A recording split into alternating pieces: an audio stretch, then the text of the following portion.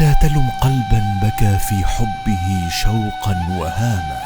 والله ما بي من مرض ولا نصب ولا تعب إلا أني يا رسول الله لا أصبر على فراقك. وعيونا تذرف الدمع لا تخشى فيه الملامة، تجري على خدوده يوما حزنا، ويوما تجري فرحا، ويوما تجري شوقا. بكى أبي يوم أن استشعر أن ربه ومولاه ذكره باسمه في الملأ الأعلى.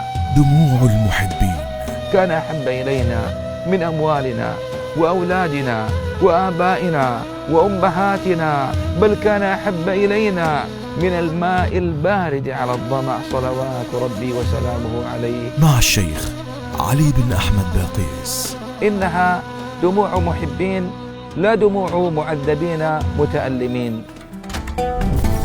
يوميا على الرسالة.